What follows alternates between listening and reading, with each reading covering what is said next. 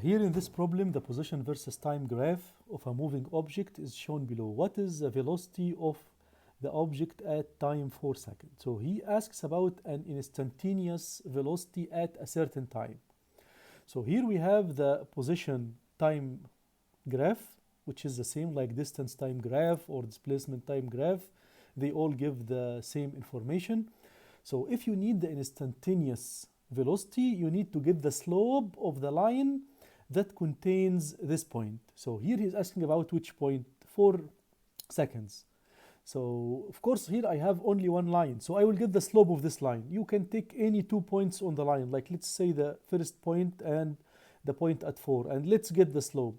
Delta d over delta t. So delta d is the vertical height over delta t is the horizontal length. So the slope equals delta d, which is, I will take the final point minus the initial point. So the position at 4 seconds is 0, minus the position at 0 second is 20, divided by the delta t. Delta t equals t final minus t initial. The final time is 4 seconds, minus the initial time is 0 second. So that's negative 20 over 4 gives you negative 5 meter per second. So what we get from the slope actually is the velocity. So this is the velocity of the object at this time, or the velocity of the object at any time that lies on this line. So at any time, 1 second, 2 seconds, 3 seconds, 4 seconds, 5 seconds, all of them they lie at the same line or on the same line. So all of them they have the same velocity, which is negative 5 meter per second. And as he asks about the velocity, it should be negative 5. Okay, so here I think he should ask about the speed, not the velocity, because the result is 5, not negative 5. So he should say the speed, because the speed is always a positive number. But if he's asking about the velocity, he should give me negative 5 meter per second.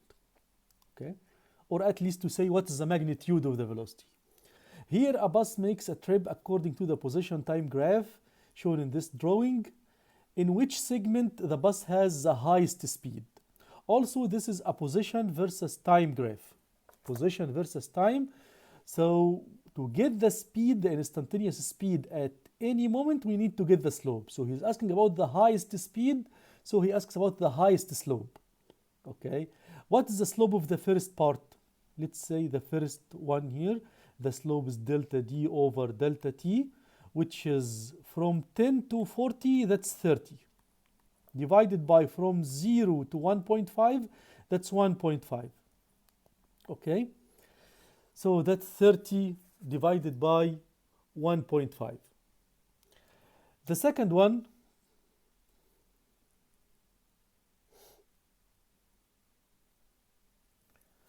okay, the first one, oh, of course, it's 20 meter per second. Second one, I will take the delta d over delta t. Delta d here is what? 20 minus 10, which is 10, divided by delta t, which is here 2.5 minus 1.5, which is 1. So the slope in the second area or the second region equals 10 over 1. That's 10 meter per second. And let's take the third part, the slope, delta d over delta t. Delta d here is between what and what? Between 20 and 40. So 40 minus 20 is 20, divided by delta t from 2.5 to 3, that's half.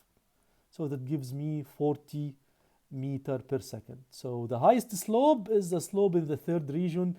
So this is the highest speed. I might ask you the same question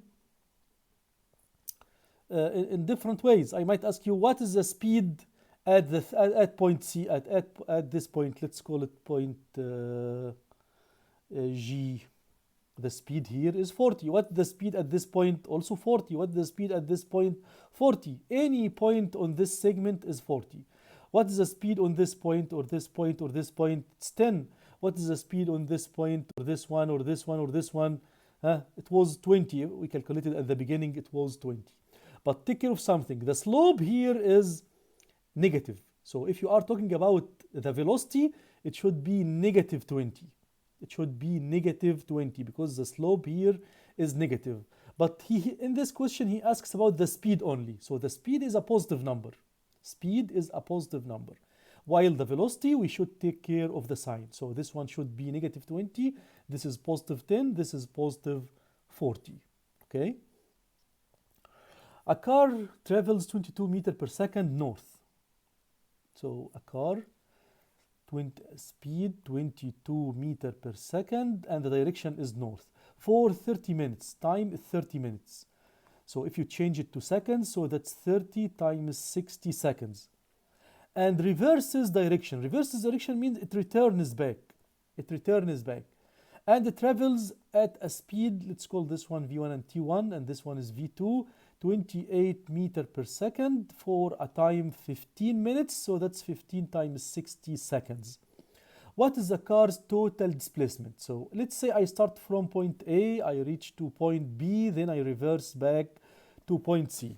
So I will calculate the distance in the first part of the trip and the distance in the second part of the trip, and then I will subtract them from each other so I can get the displacement, because the displacement is from A to C.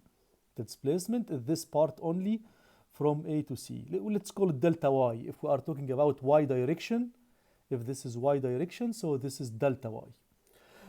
So I know that the distance equals speed times time. So the distance number one is 22 times 30. 22 times 30 times 60. That's 39,600. Which change it into kilometer instead of meter. So it becomes 39.6 kilometer. And for the other one, also the distance D2 is V times D. That's V2 times D2. And it will be 28 times 15 times 60. It gives me 25,200 meter. Change it into kilometer, divide it over 1,000. It gives you 25.2 kilometer. So this object moved north 39.6 and then returns south 25.2. So delta Y here equals what? Equals the 39.6 minus the 25.2. The result is 14.4. And the direction is north. Direction here is north. What if the second distance is higher than the initial distance? Like if the object moves down and reaches, if point C is here. Okay, so that means the displacement, delta Y, will be toward the south. Okay, so take care of this issue also. Okay, thank you so much.